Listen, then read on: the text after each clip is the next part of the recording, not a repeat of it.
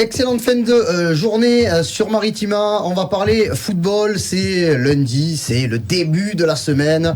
La première émission de cette semaine du bar des supporters avec une ambiance joyeuse dans la lignée de ce qui s'est passé samedi en fin d'après-midi au stade Francis Leblay à Brest. Jacques Bail est avec nous. Salut mon Jaco. Salut les amis, très heureux.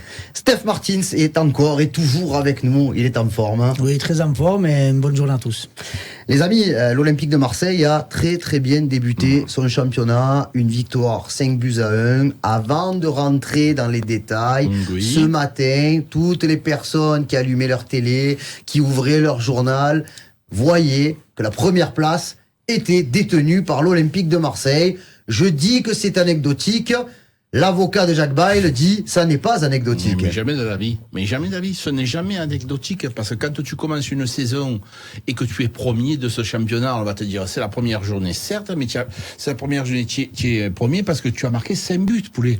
Donc ça, c'est important. Et quand tu t'appelles Lyon et que tu en as pris 3 dans la casquette à Rennes, tu vois le classement. Alors oui, on débute, d'accord, mais c'est avec ça que ça te donne la victoire, appelle la victoire. La semaine de préparation, cette semaine-là contre Reims, elle va être différente. Tu prépares une semaine avec le sourire. C'est comme ça que ça se passe, les gars. C'est pas autrement. Et quand tu es ce matin un joueur de Brest ou un joueur de Lyon, crois-moi que la semaine, elle est plus difficile. Voilà. Alors je voudrais quand même commencer cette émission par m'excuser au nom de Steph et de moi d'avoir douté de cette capacité à l'optimisme de la part de Jaco. Il a été toute la semaine dernière fantastique. C'est clair. Alors nous on était là à dire ouais attention mais on sait jamais, oh mais il va manquer Koné, oh mais il va manquer lui, oh mais il va manquer... Oui, il manquait que le 6e but à Brest. Non mais franchement c'est un début de rêve.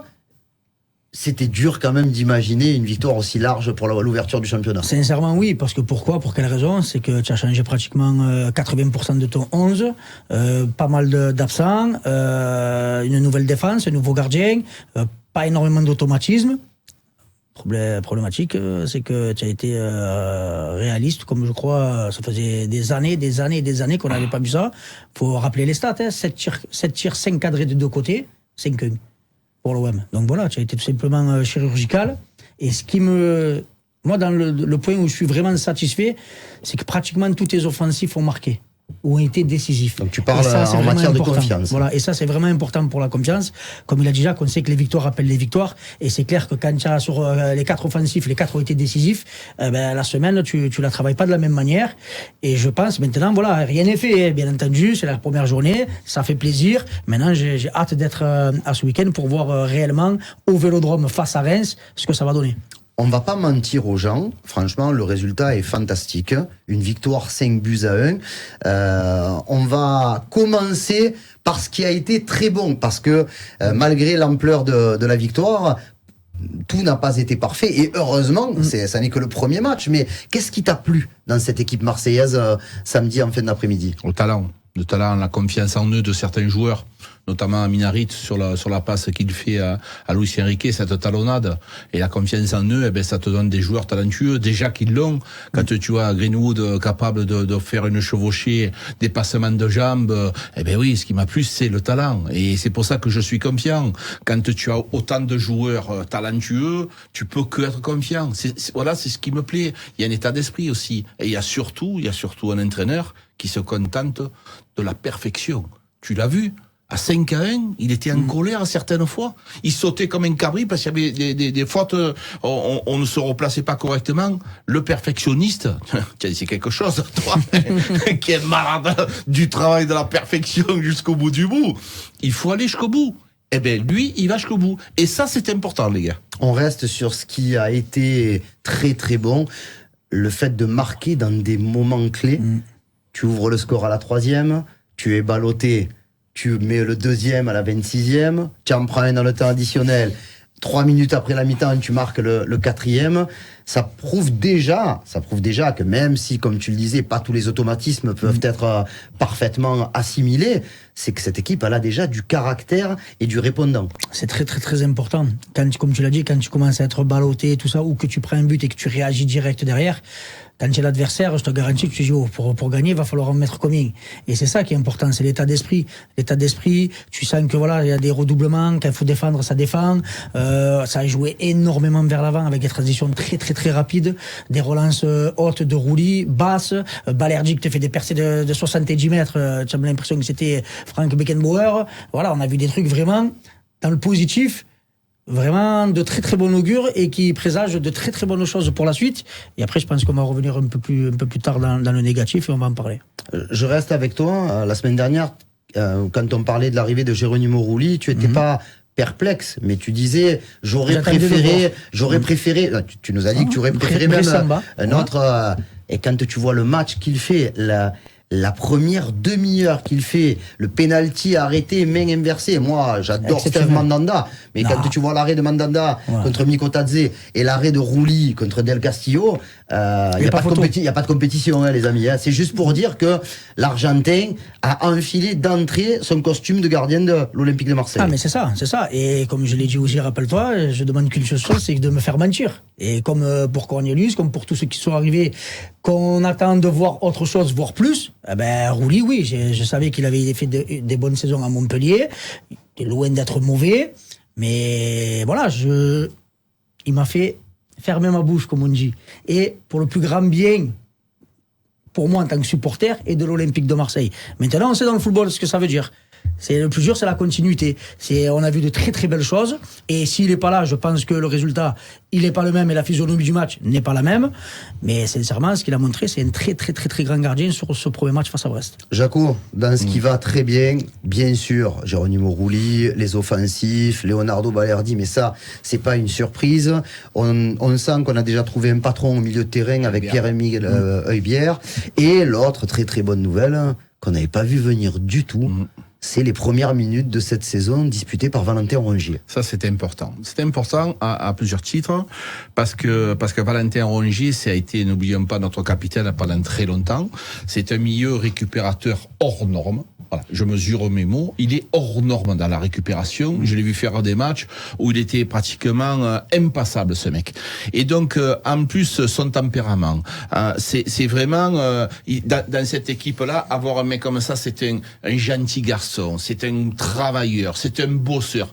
Tout ça, quand on constitue un groupe, les gars, ça fait partie aussi de la possibilité de bien avancer quand tu as des gens comme ça qui sont sérieux au boulot, sérieux au travail. Et donc, de le voir rentrer, ça m'a mis le frisson, parce qu'on sait ce qu'il a subi, Pêcheur. C'était un garçon qui a vraiment souffert. En plus, quand il est tribune, quand ton équipe, tu peux pas l'aider, que tu perds. Donc, on est très heureux. C'est la très, très bonne nouvelle, parce que tu vas en avoir besoin au milieu du terrain, j'en suis persuadé. Ouais, Rongier, avec Højbjerg, mais avec tous les autres, on n'oublie pas. Et bien entendu, comment tu veux oublier Ismaël Koné, comment tu veux oublier Geoffrey Kondogbia, le Geoffrey Kondogbia de cette année pour l'instant, tu commences à être quand même assez bien armé dans cette zone de jeu, quoi. Oui, c'est clair. Et je rejoins Jaco, le revoir sur le terrain, fouliste plus, moi-même j'ai été très surpris, voilà, qu'il puisse rejouer dès le premier match. Maintenant, même lui, il a toute raison gardée, il a dit bon, ça, je me sens bien et tout, mais je préfère pas m'avancer, parce que je sais qu'à chaque fois j'aurais dû reprendre, j'ai eu des petits pépins derrière, des petites douleurs qui revenaient. Donc j'espère pour lui que ça sera derrière lui, parce qu'on sait aussi que quand tu sais que tu peux revenir à 100%, je pense qu'il a énormément faim d'avoir passé pratiquement toute la saison sur la touche. Donc je pense qu'il va être revanchard. Et comme il a dit Jacques, dans la récupération, c'est quelqu'un dans lequel tu auras énormément besoin, parce que c'est un travailleur. Il rechigne pas au boulot. Et jamais un mot plus haut que l'autre. Un vrai professionnel. Mais on trahit un peu les secrets de vestiaire. Moi, j'avais eu la possibilité de discuter avec lui. Je vous en avais parlé en off après le match amical OM Pau. C'était quand même le 3e match de préparation. Au final, il y en a eu 5. Il n'avait toujours pas repris l'entraînement collectif. Il me disait que les sensations étaient bonnes, qu'il travaillait énormément, qu'il faisait beaucoup plus d'efforts et de tests sur son genou que quand il allait reprendre l'entraînement. Et on n'a jamais abordé une reprise de championnat à ce moment de la saison. On parlait de la trêve, la prochaine trêve internationale qui allait intervenir début septembre. Là, quand même, tu te dis, 17 août, premier match. Alors, il y a des circonstances qui font que, mais... Je vais pas faire le Dr Boldos, mais je pense que dans la vie, quand on te dit, par exemple, tu as une grave maladie, le moral, il t'aide à guérir. Le moral, je sais qu'il va être papa. Je sais que maintenant, il y a un nouvel entraîneur. Tout ça, il y a des victoires, il y a des sourires. La saison dernière, en tant que joueur comme ça, il a été derrière, il a vu ce qui s'est passé. C'est pas facile quand tu es dans le dur de voir des présidents, des entraîneurs qui s'en vont, ça a été très difficile. Et toi, tu es blessé avec ton moral. Le moral, il est à zéro. D'accord? Donc là, tu recommences à zéro. Donc tout ça, ça lui met du baume au cœur. Et tu rajoutes à ça un bébé qui arrive. Parce qu'on savait qu'il il n'était pas marié. Tout ça, ça fait beaucoup de choses. Mais c'est que du positif. Ah, il est en couple depuis très longtemps. Hein. Oui, mais là, le bébé, il va se marier. Je crois que j'ai lu comme ça. Bon, bref, dans tous les cas de tu figure. dis trop, voici Gala. Ouais, c'est Gala. C'est ça, c'est Gala, exactement. Pas Galatasaray, Gala tout court. Toi, je sais que toi, tu vas être invité au mariage. Il y a un dragé. Non, mais c'est vrai que tout ça, ça apporte du bonheur. Et on le voit. Il est souriant. Et avec le sourire, eh ben, tu réagis différemment. Top 3 pour Steph Martins de ce Brest OM. Greenwood, Harit. Et après, même si Enrique a été exceptionnel, mais j'oublie pas Rouli, que s'il fait pas ce match-là, je pense qu'il n'y a pas le même résultat à la fin. Jacques Bail. Moi, je vais mettre, dans l'ordre, je vais mettre Greenwood parce que c'est lui qui change la physionomie du match avec Rouli, automatiquement, parce que c'est eux deux qui font qui changent le match, et je suis obligé de mettre Amin Harit parce que c'est un joueur que l'on adore, et ce match-là on peut pas l'oublier, même si Balerdi et Egbert, il faut pas les oublier, mais tu m'en demandes 3, je le mets dans le top 3. On va obligatoirement parler de ce qui n'a pas été. C'est difficile on explique, hein, les amis. C'est une émission d'humeur. On aime l'Olympique de Marseille.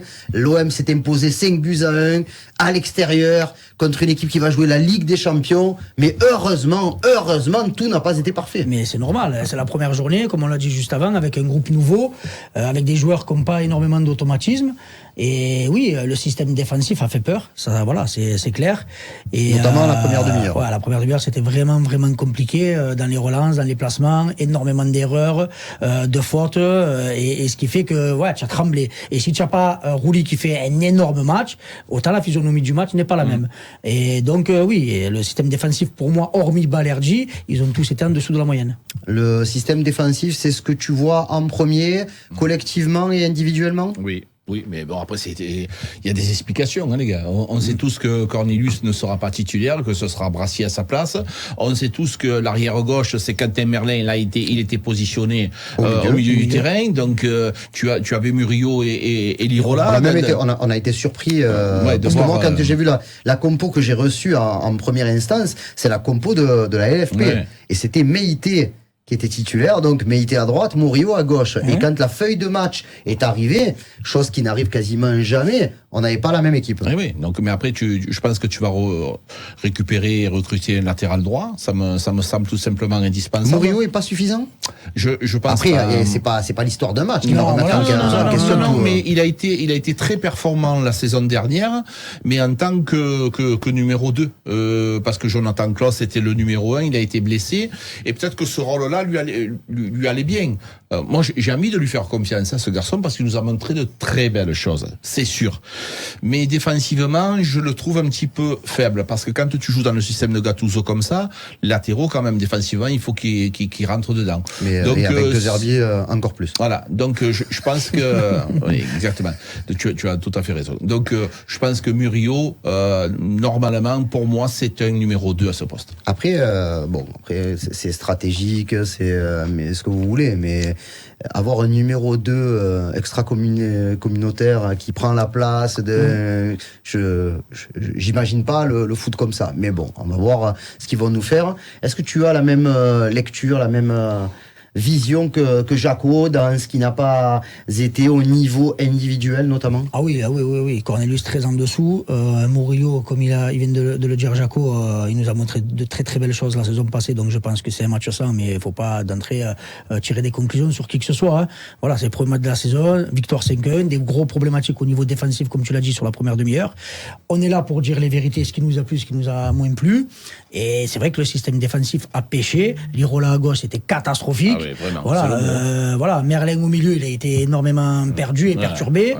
Et voilà, les deux seuls joueurs, si on met Højbjerg dans le système défensif, ça a été Balerdi et Højbjerg. Donc ça fait trop peu.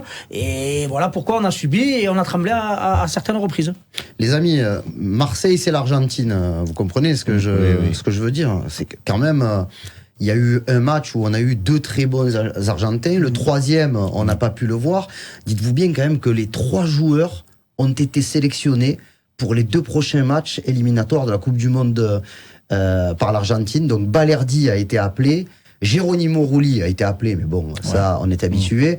Et Valentin Carboni a été appelé, alors que pour l'instant, il n'a toujours pas joué avec l'Olympique de Marseille. Est-ce que l'OM est une telle vitrine, alors pas à trophée, parce que ça fait quelques années qu'on n'en a pas trouvé, mais pour une exposition, parce que quand même, tu vois, Balerdi, on se disait que ça allait arriver véritablement. Il a fait quelques convocation, jamais de sélection. Là, il n'a jamais été aussi proche de pouvoir porter le maillot albicéleste. Moi, je vais te l'imager un peu. C'est une vitrine. L'OM, c'était une bijouterie avec un rideau métallique. Parce que jusqu'à présent, ça attirait pas grand monde. Certains joueurs venaient, financièrement, ça les arrangeait, plus ou moins, le stade, ok. Ah, mais regarde, tu prends l'exemple de Gerson, par exemple. Gerson, il est arrivé à l'OM, il n'était pas international. Au bout de 2 jours et demi, il avait été appelé. Non, mais là, cette saison, avec l'arrivée de De Zerbi, avec l'arrivée de Mehdi Benassia, avec l'arrivée de Fabrizio Ravanelli, avec un stade archi-comble, tout ça fait que ça aide les joueurs à se montrer. Quand tu vas des directeurs sportifs avec un tel charisme, qui connaissent du monde, ça n'a absolument rien à voir. Sans faire offense aux anciens, Ribalta, Frio, ça n'a pas du tout la même faveur que Fabrizio Ravanelli et Mehdi Benassia.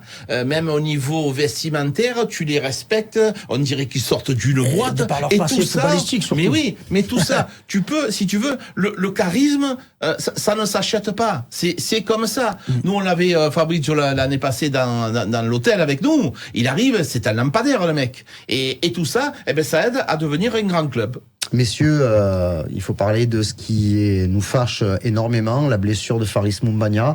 Alors déjà, on souhaite un bon rétablissement à l'attaquant camerounais, en espérant que ce soit pas la plus grosse des plus grosses catastrophes. Mais bon, les ligaments ont été touchés. On a vu de suite, moi de loin et vous avec les images, la gravité de la blessure. Donc c'est terrible pour le joueur. Et c'est une très mauvaise affaire aussi pour l'Olympique de Marseille. Bien sûr, parce que voilà, c'était le penchant de Wai, ça te permettait d'avoir un joueur atypique. Wai, c'est technique, rapide. Moumbagna, c'est plus du jeu du dos au jeu. Ça joue, ça joue en pivot, ça pèse énormément sur les défenses. Donc tu pouvais alterner entre les deux. Tu pouvais faire jouer Faris 50-55 minutes, tu épuises les défenses, d'ailleurs tu fais rentrer Wai, je peux te garantir que chez les défenseurs centrales, faut vraiment mettre au costaud. Je crois que Wai n'aurait pas été content. Non, ça aurait été l'inverse, mais sur certains matchs, tu vois, ça dépend contre qui tu joues, faut garder une défense haute. Il s'est mis à plat ventre pour tirer un penalty. Je pense que si tu lui dis, tu vas jouer 30-35 minutes quand les autres seront fatigués. Je te dis pas à tous les matchs, je te dis sur certains matchs où tu as besoin d'avoir un avançant qui va peser sur les défenses pour la garder très très haute, pour éviter qu'ils font des relances assez hautes et qu'ils montent dans les 35-45 mètres de leur cage pour te garder bas à toi. Tu as besoin d'un Faris Moumbagna. Un Wai à la tête, physiquement, ça va être plus dans les petits espaces, dans la vitesse, un peu comme jouer Aubameyang, le lancer en profondeur. Là, il va être très très très efficace. Moumbagna, la tuile, quel profil parce qu'il va falloir recruter, c'est obligatoire, même si tu n'as pas de Coupe d'Europe, tu ne peux pas te permettre de dire si Wai a une petite blessure ou une suspension, qui tu vas mettre devant, quoi. C'est impossible, c'est un poste essentiel à la bonne marche d'une équipe. Un numéro 9, c'est la star de l'équipe. Donc on a une star quand même avec Eli Wai, y a pas de problème. Faris Moumbagna n'était pas une star, mais c'était un joueur très utile. Après, pour pouvoir le recruter, Karim, quelquefois tu peux faire des bons coups beaucoup en fin de mercato parce qu'il y a des joueurs qui avaient un club là-bas, un club là-bas, un club là-bas, et puis finalement, c'est tombé à l'eau. Et puis toi, tu peux faire une proposition de dernière minute et le piquer au club en faisant des propositions très basses si le club il est comme ça. Oui. Ça arrive aussi. Donc j'ai vraiment besoin d'un deuxième numéro 9. Alors c'est bien sûr, on n'est pas en train de l'enterrer, mais Faris. Mais quand on voit ce qui s'est passé, on sait tous que ça sera pas un rhume. Il y en a pas pour une semaine, 10 jours. C'est impossible.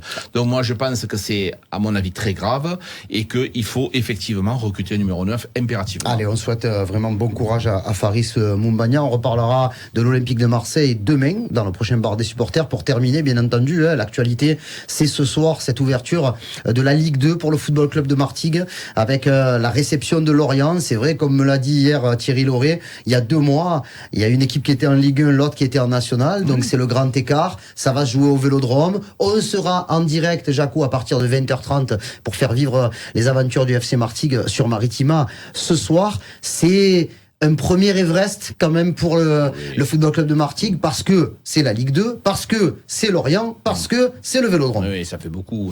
Ils ont aussi des blessés, j'ai lu, donc ça fait beaucoup de choses. Il y a des joueurs, notamment le gardien, j'ai lu qu'il était quand même impressionné dans un vestiaire de l'Olympique de Marseille. C'est le temple du football. Ils y vont régulièrement pour voir l'OM. Et là, quand tu es joueur comme ça, il faut le passer, ce cap-là. C'est pour ça que ce matin, j'ai vu qu'ils sont allés un peu se mettre un peu la pression. Ils n'ont pas pu s'entraîner au Vélodrome parce que la pelouse a été posée, ça se joue vraiment au jour près. Par contre, oui, ils sont allés faire une reconnaissance terrain. C'est important de pas arriver à 19h15, prendre des vidéos, des photos et compagnie. Il faut sentir un petit peu l'atmosphère du stade. Ah oui, c'est clair. Après, voilà, oui, la marche, elle est peut-être autre, mais elle est belle.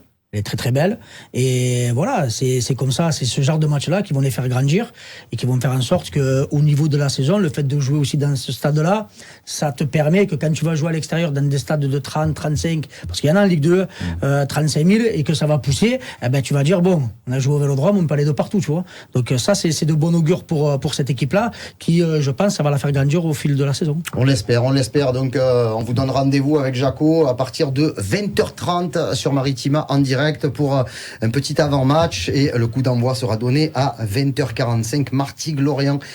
Dites-vous, c'est incroyable. Depuis 2002, on est très heureux. Moi, je le dis, j'aurais une émotion particulière de commenter ce premier match. Enzo Buonalana prendra la suite, puisque bon, on va pas commenter tous les matchs non plus. Voilà, donc il y a pas de souci, mais c'est vrai que c'est quand même c'est l'équipe que j'ai commentée en premier ici à Maritima, et c'est quand même quelque chose de. Mais j'aurais préféré que ce soit au stade Francis Turcan. Donc on verra ce soir. Juste un petit mot, c'est pas grave si c'est un peu long, c'est pas grave. Je voulais te féliciter, mon chéri, du match que tu as fait. Non, mais je te le dis sincèrement. C'était énorme. Non, mais je te le dis, on s'est régalé. Tu m'as régalé, tu nous as mis le frisson. Tu es un monstre, mon frère. Merci les amis. Merci à vous de nous suivre dans nos aventures quotidiennes, dans le bar des supporters, sur tous les supports, la radio, la télé, le site, sur YouTube, avec tous les commentaires très importants que vous mettez suite à toutes les émissions qu'on a pu faire la semaine passée. Et on se retrouve tout à l'heure, 20h30. Steph, toi, on te retrouve demain. À 17h30 pour le prochain bar des supporters. Pourquoi pas, pour parler d'une possible victoire du FC Martigues contre Lorient. À tout à l'heure et bonne fin de journée.